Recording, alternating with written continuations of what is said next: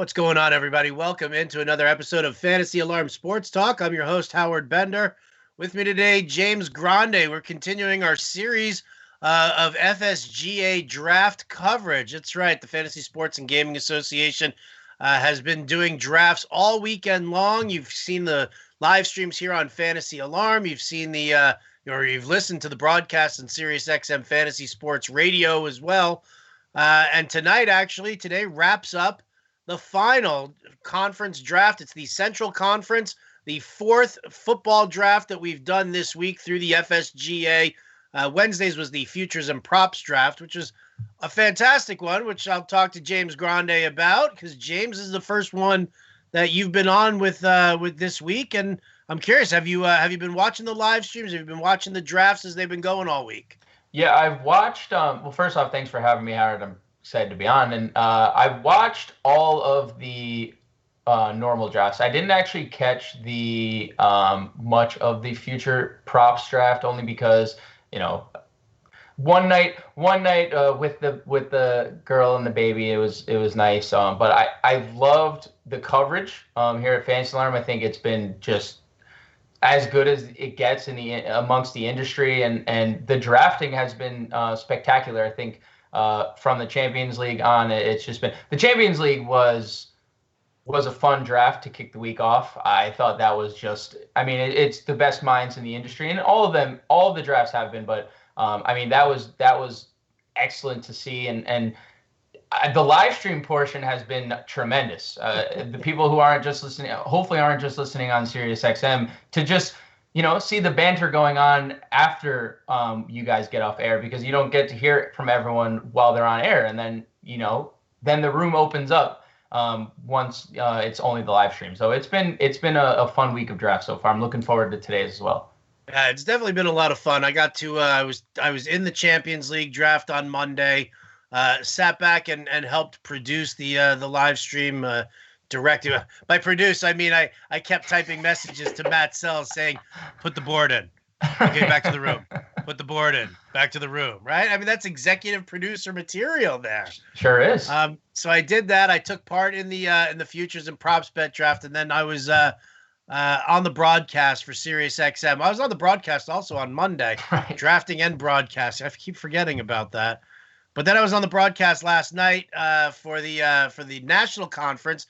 Jim Bowden was in this draft. My co-hosts were the boys from Roster Watch, Byron Lambert and Alex Dunlap, and Lisa Ann was the other co-host. And we got feisty in last night's. I think last night's was the first time that we really started laying down some smack talk on a number of people. Lisa Ann went to battle with I think it was Elling Hoffland. Yep. Yeah, she went to battle with him on his pick of going past, not of taking DeAndre Hopkins instead of Devontae Adams. So they went to war. Byron Lambert went to war with the guys who took with Steve Pastorino and Austin Lucky. They took Aaron Jones, and then Chris Allen took Miles Sanders, both over Joe Mixon. So Byron got into their grill, and then, well, we all got into everybody's grill towards the tail end of that draft. And I mean, let's start off with that. I mean, I think that's probably the most intriguing thing when you sit here and you watch these experts drafts, or industry drafts, we should really call them. They're industry right. drafts.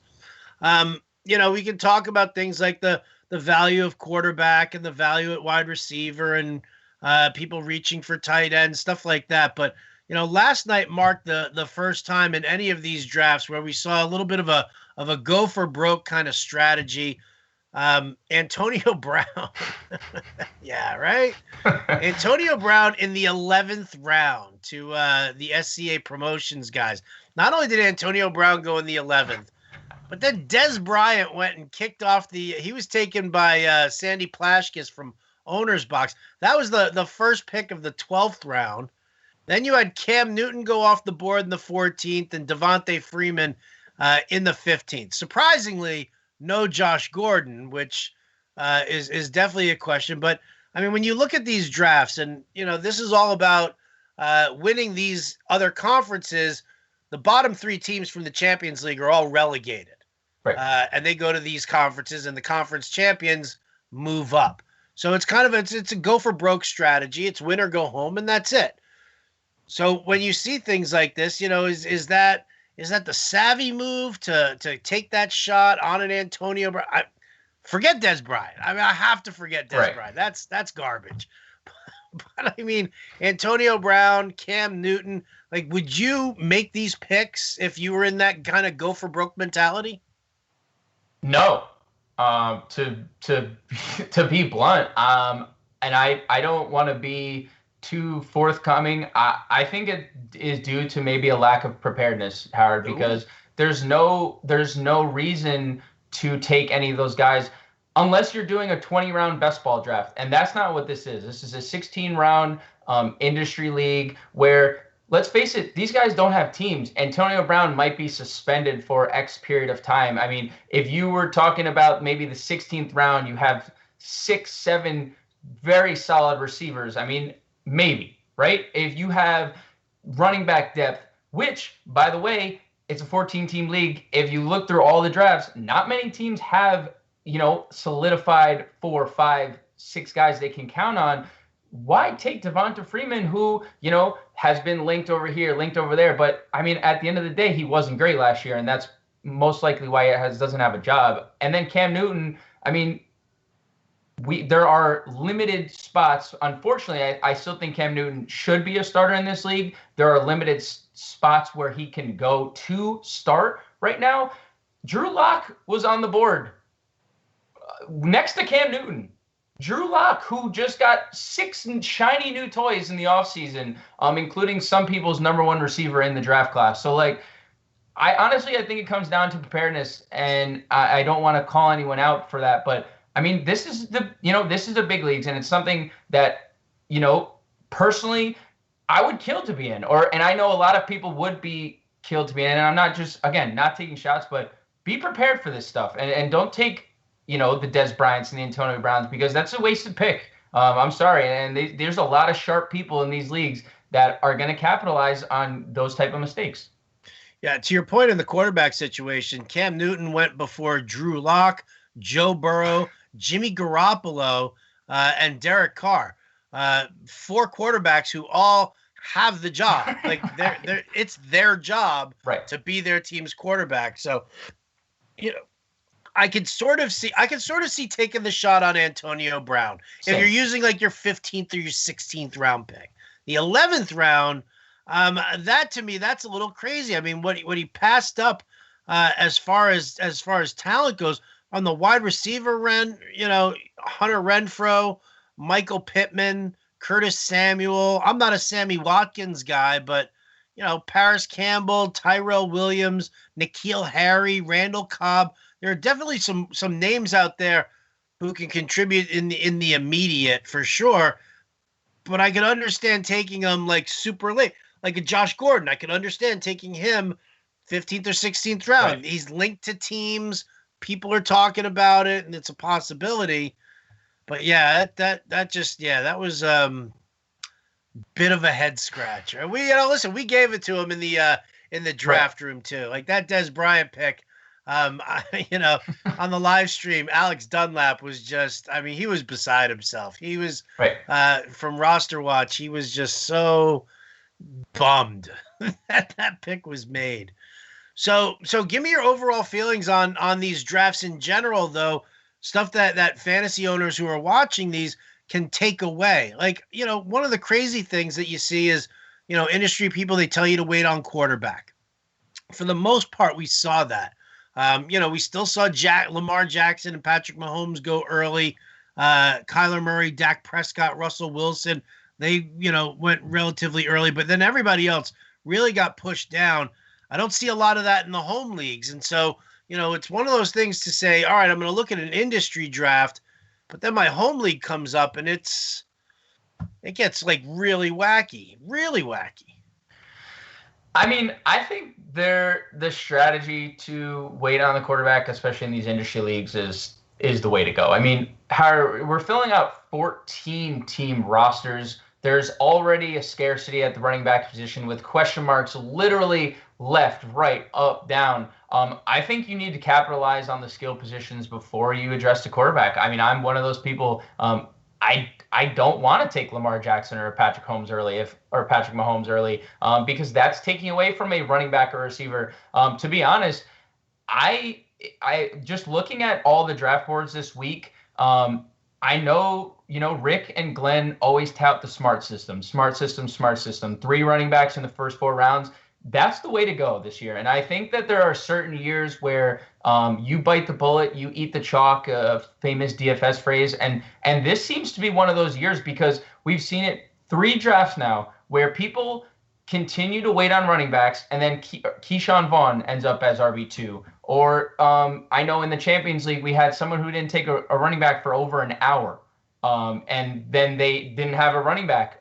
So I think you have to maybe 3 of the first 4, maybe 2 of the first 4. You have to have 2 running backs by the time round 5 comes around, because that's when things start to get dicey, because that's when we see all these rookies coming off the board with situations that we don't have answers for because, there's nothing going on. There's virtual camps and people having, their own sessions together, quarterbacks running, but there's so many question marks. I think you're waiting on quarterback, and I think you have to go 2 running backs before the 5th round or you're in a heap of trouble. When you're talking about these drafts, I even think you need more than 2 right. Before that 5th round. I mean, it was really, if I'm looking at the draft boards right now, you guys at home, you can go to @FantasyAlarm. We've got all of the videos up there, along with the draft boards, which we've tweeted out. But Champions League, 11 out of the first 14 picks in the first round were all running back. You go to the American League, same exact thing. 11 running backs off the board. You go to yesterday's draft, 11 running backs off the board. And yeah, this is really where you get to that point where you look and you see that many running backs off the board. Teams that didn't take one are virtually obligated to. I took DeAndre Hopkins with my first pick. I didn't want to go with Aaron Jones. I thought Josh Jacobs was going to fall a little bit. DeAndre Hopkins number 2 on my board overall for wide receivers, and I didn't want to pass up that value, figuring I could get running backs. When I saw how many running backs went after I was picked 9, and there you had 7 running backs off the board in the next 10 picks, and I was like, oh. So I mean, I was like, not only it was Leonard Fournette for me first, but then when it came back around for the 3rd and 4th round, I was like, boom, Cam Akers, Jordan Howard. You got to make that move so that you're not left out in the cold. There are very few teams, as to where you put it with Glenn and Rick with the smart system. There are very few teams that have a good, solid 3 running backs that they can go to throughout the year. So I'm with you there. If that opens up value at wide receiver, so be it. We're all kind of in the same boat, but I mean, it's where do you draw the line? I'll ask you this, James. Where do you draw the line at, let's say, if you've got your own running back rankings and there you are in the 1st round of your draft or 2nd round of your draft, and you've got, okay, Thomas, that dude's, Michael Thomas is a must. Devontae Adams and DeAndre Hopkins, however you rank them. But at what point do you turn around and say, I can't take a running back right now, despite them flying off the board, because I still have all of these wide receivers who probably are going to post some phenomenal numbers. Like, where do you draw that line and say, I have to go with the wide receiver? It's the value is a must for me. I mean, I think it ultimately depends on how comfortable you are with the 2nd and 3rd tier of running backs, because again, the 2nd and 3rd tier are a situation in Buffalo where they drafted a guy in their 3rd round. There's a situation in Kansas City where with Clyde Edwards-Helaire, we all expect to be the guy. But I mean, don't forget Damian Williams could have snuck a Super Bowl MVP out of the bag last year, who averaged 12 touches across 11 games last year. Then there's situations like Tampa. We don't know what's going to go on there. Detroit. I mean, the list goes on. Baltimore. So we're like kind of, I think you draw the line where you're comfortable in situations. I think you take a stand. If you're going into these drafts, you've had to have pre-draft, like, all right, I think J.K. Dobbins by week whatever is going to be the primary back. That's who I'm targeting in the 5th round. And that would mean, maybe a Julio Jones or a Chris Godwin's there for me in the second round, I'm comfortable going there. But if you're not comfortable with any of these rookie backs or this next tier, you have to. I think you have to reach for guys that are in spots like a Leonard Fournette, where he score a lot? No, but he had 1,600 yards and he had 100 targets last year. So you maybe reach for him, or David Johnson, who we saw in the Champions League go in the second round, who has been injury riddled. I won't say prone, but he's already been said to get the lion's share of the work in Houston. Reach for him. I'm really not, that's where I draw the line on receiver. If you make a stand on the next tier, fine. Running backs, fine. But if not, I'm going 2 running backs, 3 running backs. And you know what? If DK Metcalf ends up my wide receiver 1, I'm comfortable with that. If Calvin Ridley ends up my wide receiver 1, I'm pretty comfortable with that in rounds 3 or 4. If that means I had to go running back, just because we like you said, and like the whole industry is saying, wide receiver is the deepest position on the board. Hey, Antonio Brown's sitting there in the 11th round, so it must be deep. So it must be deep. Where do you stand on the tight end situation here? By the way, for anybody out there who's watching right now, if you're in the Scott Fish Bowl or if you're in any 2 tight end premium league, go to fantasyalarm.com and go look at Andrew Cooper's article that's posted right now. That thing is a beast of an article and is really going to have some incredible value. I mean, really have some incredible value. So definitely check that out. Where are you at with tight ends? Are you I got to have a top 5 player at the position, or like how far down the list at tight end if you're going to wait? I think I'm willing to go like 15. I think this is do I think all 15 of the top 15 are going to pan out? No, but I think that we haven't seen a position this deep or the tight end position this deep. I think like if you do go tight end, it's just like last night, for example, we see George Kittle go off the board. Ronald Jones becomes that person's RB2. Are you comfortable with that? Travis Kelce goes in the second round. Damian Williams is that person's RB2. So that hurts because, we just talked all this time about running backs. I don't think you need to. I mean, we're talking about, Jared Cook, who's tight end 11 right now, in an elite offense, who with Drew Brees, we saw last year, was a tight end 1 every single week. I mean, Noah Fant is everyone's darling to break out this year. He is tight end 12. There's a lot of people on Hayden Hurst. I know the tight end whisperer himself all over Hayden Hurst. Tight end 13, TJ Hawkinson, a first-round pick from a year ago. I mean, the list goes on and on. You can even go down to Eric Ebron with Ben Roethlisberger returning if you want to just be really, contrarian and really wait on tight end. I don't think like Mark, you're like people are reaching on Mark Andrews, I think, a little too high. They added another running back this offseason. Do I think Lamar Jackson only throws 400 times? Again, no. I do think a lot of those extra targets are going to go to people like Hollywood Brown, though. I feel like we're getting as an industry too hell bent on tight end when the position is so deep and running back is not. And I think you're essentially throwing away a pick by taking a tight end over running back over Chris Godwin in the second round. Like if you're going Kelce or if you're going Kittle. I mean, Godwin, Galladay, Mike Evans, Odell Beckham all went after Kittle, Kelce. I don't know if I want either of those guys over those receivers. I don't. Okay. So I'm waiting on tight end. I'm waiting on quarterback. And I honestly, Howard, I think my first 8 rounds are just filled with running back and receivers. And look, if you miss on 2 of them, you got 6 others that hit and you're in the driver's seat.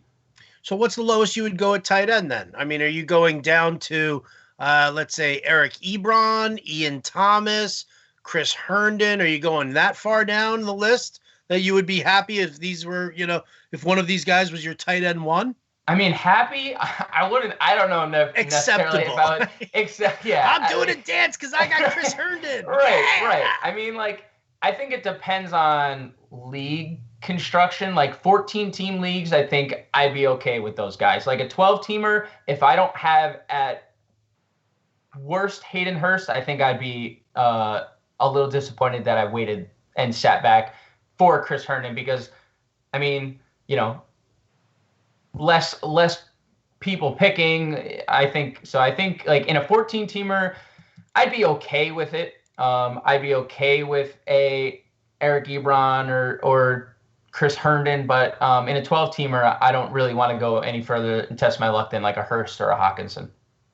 Okay. I mean, listen, dude, with the helium that Hayden Hurst is getting right now, Right. I mean, there are people in the industry who are screaming that this guy's going to be a top 5 tight end, just based on Dirk Cutter's system and what the targets share was for Austin Hooper last year. So I don't even know if you're not going to get Hayden Hurst down Right. at that Hawkinson level. I'm here for you. I'm here for you. Appreciate it. Trying to help.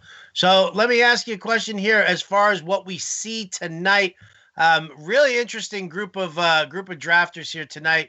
Let me just kind of scroll through the list. Anthony Aniano, he's picking first from Rotoballer.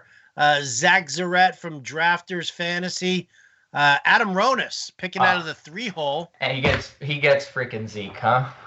Right? Well, yeah, he's gonna be like so excited. I got Zeke. Dude, the Cowboys conversation has been one of the like beyond like Jim Bowden annoying. Like I don't know if you caught Tuesday's broadcast with it was Colton and the Wolfman with Michael Fabiano wearing their jerseys. Wearing their jerseys. And I'm not lapping that up. So Ronis is there from Fantasy Sharks, Tony Holm, Julio Poppy from Approverly, he's there. From Ipsos, it's going to be, you got a trio, Anthony Hong, Brandon Kane, and I don't remember Jason's last name, but nevertheless, he's there. From the FFPC, Mike Petropoulos, Dave Dorey from The Huddle, John Luke Garofalo from Front Yard Fantasy, Dan Harris from Fantasy Pros, Ian Allen and Andy Richardson from Football Index, Chase Payne and Jason Gold from Champions Round, Andy Behrens from Yahoo, relegated from last season. I think he finished in last in the Champions League. And then Dr. Roto representing Sports Illustrated Fantasy. So a lot of people who we've seen draft before, Behrens, Dr. Roto, Adam Ronis, a lot of guys here that we're very familiar with. So when you look at the situation there, what do you expect? Do you expect again just bombardment of running backs early? I mean, we've seen it. We've seen it night 1, night 2, and night 3. Howard, there are some sharks in the water in this draft. I don't think that changes. I will say, just from listening to Adam, it sounds like he's gonna zig while everyone zags. I think he does go Zeke, but just listening to him, he doesn't seem like he's all aboard the running back bandwagon like everyone else. So I'd be interested to see if he goes Zeke and then receiver, or receiver after Zeke, because or Saquon, if someone does, whoever's, I forget who he said is in the 2-hole, does decide to go Zeke. We haven't seen it yet. But I do think that it's going to be another running back heavy draft. I think we see 2 quarterbacks in the first 3 rounds. And I hope it's only 2 tight ends in the first 3 rounds. I mean, we saw Mark Andrews go in the 3rd round last night. And I think that's a reach. So I'm hoping it's, 2 quarterbacks. We're going to see the 3 receivers. I think tonight might be the first night we see one of those. I think we could see 12 of 14 running backs tonight. I don't know. I still think, I personally have the Davante Adams ahead of DeAndre Hopkins, and I know 2 of the 3 drafts, actually all 3 drafts have gone Hopkins over Adams. And we saw in Tuesday's draft, Tyreek Hill went over Davante Adams as well. I think we're going to see 12 of 14 in the first round. So I don't think much changes tonight in terms of running backs and quarterbacks, and hopefully no tight end reaches like there was last night. I would love to see an industry draft that we don't see Lamar Jackson go in the Yeah, second round. I That agree. we like, if Scott Engel is in there, of course you're gonna see him. But I Yeah. would love to see, like, I want to see somebody turn around and say, "Wow, you know what? I cannot pass up Patrick Mahomes in the fifth round. How is he Right. falling like this?" Like that's kind of what I'm really curious about. We always talk about, we expect a regression in numbers for Lamar Jackson. But I mean, if he's being drafted in the second round, I mean, it's like nobody's expecting it. We're saying we expect regression, but like, how much regression are we looking at? Is he Right. gonna? I think it was Scott Engel last night in the draft was saying, what's he gonna do? Drop down to 950 yards? It's a lot. That's a lot. It is a lot. I said to him, I said, like, I'll take the under still if you want to make that bet. I'll give you you think it was 955 was what he said. I said, you give me 955 and a half. I'll take the under and we'll go from there because, I mean, it's just, that's what I want to see. I kind of want to see that. I don't mind where some of the tight ends are going. I get that. I mean, we're all, we're all in the mindset now where every league is starting to, work out that tight end Right. premium, Right. uh, scoring system over there. So, but I would like to see, like, genuinely people tell you, because I haven't read anywhere, and maybe I'm just missing Scott Engel's articles, but I have not read anywhere where somebody says you must take Lamar Jackson in the second round. Like, where's that article for me? It's not. And what do you think, like, if they do drop, and you say Mahomes, what do you think that, like, does to depress, like, Dak's value or Kyler Murray or Deshaun Watson? Do you think they would fall, or do you think that would, kind of spark a run? Because, like, imagine, Mahomes goes in the fifth, and they're like, oh, man, now, like, Kyler Murray's sitting there in, like, the eighth round now, or Dak Prescott in the seventh round, and you suddenly have three receivers and three running backs, and you're like, I have a pretty good team. I could take Dak here for my QB in the seventh. I mean, that would be a fun wrinkle. I don't know if we see it. I still think there are the Scott Engels of the world that do think Lamar Jackson will rush for another 900 plus yards, even though they added a powerhouse back to go along with a powerhouse back, and we probably expect Lamar to throw more, which honestly just decreases his value. So. It would be interesting, and I think it would be a trickle down to the rest of the quarterbacks because we've seen Dak 2 nights ago went in the fifth round, and then I think Jim took him in the sixth last night. So I mean, it would be interesting to see Mahomes there in the fourth, and then see what it would do to the rest of the quarterback class. Yeah, the way it was in my league, it was Jackson in the second, Mahomes in the third. Chris List took Kyler Murray in the fifth. And that's when then in the sixth, I came back around to me, and I said, I'm just going to take Dak here. I wasn't enamored with any of the wide receivers who were right around me. I figured I could still find some value a little later on, and I went for that move. Dak went in the fifth in the second night, and that was like from out of nowhere because Mahomes in the third, nobody in the fourth, nobody went in the fifth except for Dak Prescott.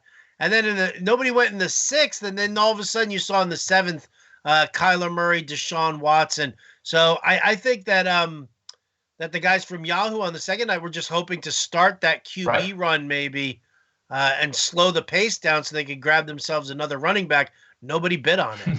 Nobody. So should be very, very interesting to see how this goes. Well, guess what? We're a half hour out from the start of that. James, any final thoughts, any predictions as to who's going to have the best draft tonight? You can just say Adam Ronis. That's fine. I mean, the man with the pony. The man with the pony. The greasiest, grossest looking ponytail on the planet. I've seen homeless people with nicely, better groomed ponytails. I hope he's listening. I hope he's listening. I hope he's listening. I hope that fuels the fire for his draft tonight. Right, there you go. Well, I'm going to head over in the draft room, make sure everybody's taken care of over there. Want to thank everybody so much for watching these live streams here throughout the week.